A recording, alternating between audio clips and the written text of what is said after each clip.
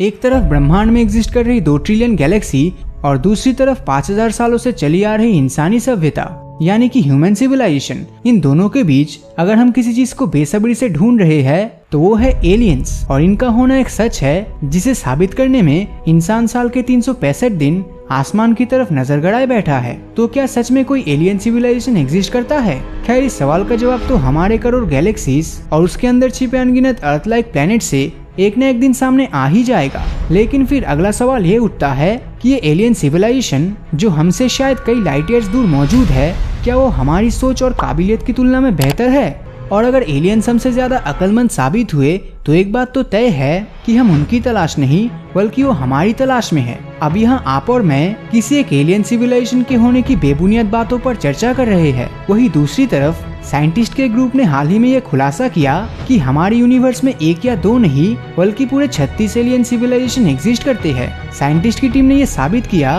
कि ये सारे 36 एलियन सिविलाइजेशन हमारी अपनी मिल्की वे गैलेक्सी में मौजूद है। लेकिन इससे भी बड़ी बात ये है कि ये एक मिनिमम नंबर है। इसका मतलब ये एलियन सिविलाइजेशन बड़ी तादाद में मिलने की गुंजाइश है। इस तरह किसी एलियन सिविलाइजेशन की बात सुनने में भले ही अजीब लगे, लेकिन एक इक्वेशन जिसे ड्रेक्स इक्वेशन भी कहते हैं, उसके मुताबिक हमारे यूनिवर्स या गैलेक्सी में कितने एलियन सिविलाइजेशन एग्जिस्ट कर रहे हैं उसका एस्टिमेशन निकाल पाना पॉसिबल है।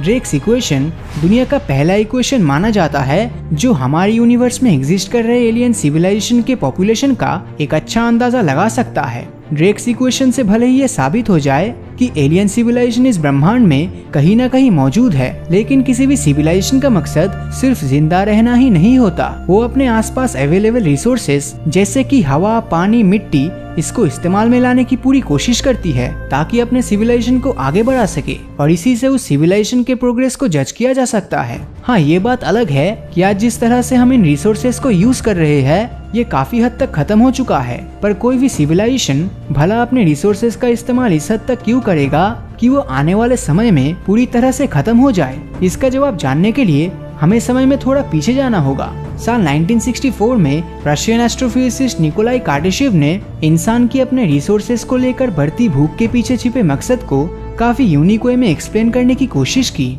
उनके मुताबिक इंसानियत एनर्जी का भूखा है, फिर चाहे वो फूड से मिलने वाली एनर्जी हो या फिर फॉसिल फ्यूल से। इनफैक्ट उनके मुताबिक इंसान की एनर्जी को लेकर डिपेंडेंसी बढ़ती ही जा रही है। फायर की खोज हमारे लिए छोटा लेकिन सबसे इम्पोर्टेंट कदम था, और यही से शुरू हुआ फर्स्ट ह्यूमन सिविलाइजेशन की दौड़। सच कहे तो ह्यूमन सिविलाइजेशन की उड़ान अगर किसी वजह से मुमकिन हुई है तो वो सिर्फ एनर्जी की इनफाइनाइट पॉसिबिलिटीज की बदौलत। निकोलाई और दुनिया के सबसे बड़े साइंटिस्ट का मानना है कि अगर हम एनर्जी को अपने हिसाब से प्रोड्यूस और कंट्रोल कर सके तो हम सुनामी, ज्वालामुखी और भूकंप जैसी बड़ी बड़ी चुनौती को अपनी इच्छा शक्ति से कंट्रोल कर सकते हैं। इस एनर्जी के पीछे होने वाली इंसानी रेस को समझने के लिए निकोलाई कार्डाशेव ने एक मेथड डेवलप की जिसके मुताबिक कोई भी सिविलाइजेशन टेक्नोलॉजिकली कितनी एडवांस्ड है ये उसके एनर्जी के यूसेज पर डिपेंड करेगा। यानी कि जितना ज्यादा और बेहतर एनर्जी का प्रोडक्शन होगा उतना ही ज्यादा एडवांस वो सिविलाइजेशन होगा। एनर्जी पर बढ़ती हमारी डिपेंडेंसी को ध्यान में रखते हुए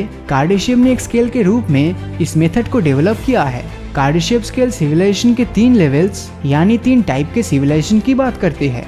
टाइप 1 सिविलाइजेशन, ये एक ऐसा सिविलाइजेशन है जो अपने होम प्लेनेट पर अवेलेबल सारी एनर्जीज का इस्तेमाल करने की क्षमता रखता है। इसमें वो सभी सोर्सेस ऑफ एनर्जी शामिल है जो प्लेनेट तक पहुंचता है, जैसे कि सोलर एनर्जी, और जिन एनर्जी को प्रोड्यूस किया जा सकता है वो है थर्मल, विंड और हाइड्रो पावर एनर्जी। निकोलाई के मुताबिक इंसान अगर टाइप 1 सिविलाइजेशन के काबिल हो जाता है तो शायद तब एनर्जी की भूख को रोकना इम्पॉसिबल हो जाएगा, क्योंकि इस लेवल पर पहुंचते पहुंचते हमारी एनर्जी की रिक्वायरमेंट 100 गुना बढ़ जाएगी और हम आसपास के स्पेस ऑब्जेक्ट्स जैसे कि प्लेनेट और स्टार से आने वाली एनर्जी को ढूंढने के लिए निकल पड़ेंगे। और अगर ये सच हो गया तो हम बेशक टाइप 2 सिविलाइजेशन कहलाने का हकदार हो जाएंगे। और आखिर में टाइप 3 सिविलाइजेशन, जिसमें कार्डाशेव ने यह भरोसा दिलाया कि ये सिविलाइजेशन अपनी गैलेक्सी से एनर्जी लेने में सक्षम होगी। जी हाँ, एक ऐसी सिविलाइजेशन जो अपने नजदीक मौजूद गैलेक्सीज के सभी स्टार्स की एनर्जी को इस्तेमाल में लाने की काबिलियत रखेगी। वैज्ञानिकों का मानना है कि किसी भी सिविलाइजेशन को गैलेक्टिक सिविलाइजेशन तक पहुंचने में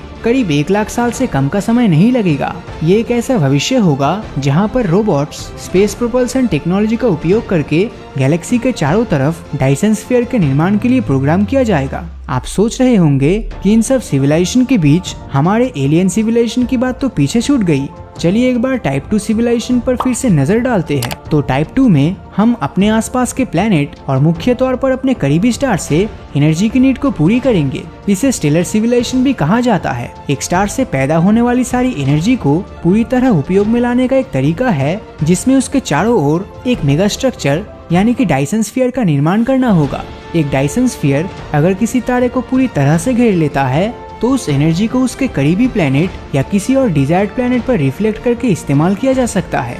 सुनने में भले ये मिथ लगे, लेकिन इस तरह का अंदाजा धरती से लगभग 1470 लाइट ईयर दूर कॉन्स्टेलेशन सिग्नस में लोकेटेड टैबी स्टार के अजीब बिहेवियर के बारे में लगाया जा रहा है, जिसकी रोशनी स्लोली खत्म हो रही है। और इस सितारे के बारे में हमने हमारे पिछले वीडियो में ऑलरेडी बता दिया है। लेकिन वीडियो में आगे बढ़ने से पहले आज आपको एक वेबसाइट के बारे में बता देता हूँ जिसके थ्रू आप पैसे कमा सकते हो, जो कि है 1xBet, जिसमें आप क्रिकेट और फुटबॉल मैचेस के रिजल्ट के साथ ऑनलाइन गेम्स भी खेल सकते हो। इसमें ई स्पोर्ट, टेबल टेनिस और क्रिकेट भी है। तो कमेंट सेक्शन में दिए गए लिंक के थ्रू डाउनलोड करके हमारा प्रोमो कोड अप्लाई करने से आपको अप टू 100 यूरोस का बोनस मिल सकता है। तो आपको क्या लगता है, क्या कोई एलियन सिविलाइजेशन ऑलरेडी हमारी खोज में निकल चुका है? क्या टैबी स्टार की खत्म हो रही रोशनी के लिए कोई मेगा स्ट्रक्चर रिस्पॉन्सिबल है? और अगर ये सच है तो ये कहना गलत नहीं होगा कि टैबी स्टार की एनर्जी को खत्म करने वाली सिविलाइजेशन पहले से ही टाइप 2 लेवल पर पहुंच चुका है। और आज के समय एलियन सिविलाइजेशन को लेकर सवाल तो कई सारे हैं, पर इसका जवाब हमारे सोलर सिस्टम से बाहर है और आने वाले समय और जनरेशन के पास ही इसका जवाब होगा कि हमसे उन्नत प्रजाति के जीव इस यूनिवर्स में है कि नहीं। तो इस बारे में आपकी राय नीचे कमेंट करके जरूर बताएं। और अगर ये वीडियो आपको अच्छा लगा हो तो इस वीडियो को लाइक और अपने दोस्तों के साथ शेयर करना मत भूलना। और अगर अभी तक आपने हमारे चैनल को सब्सक्राइब नहीं किया है तो सब्सक्राइब करके नोटिफिकेशन बेल को ऑन कर दीजिए, क्योंकि मैं ऐसे ही वीडियोस हर हफ्ते लाता रहता हूँ। तो मिलता हूँ आपसे अगले वीडियो में, और हमेशा की तरह थैंक्स फॉर वॉचिंग।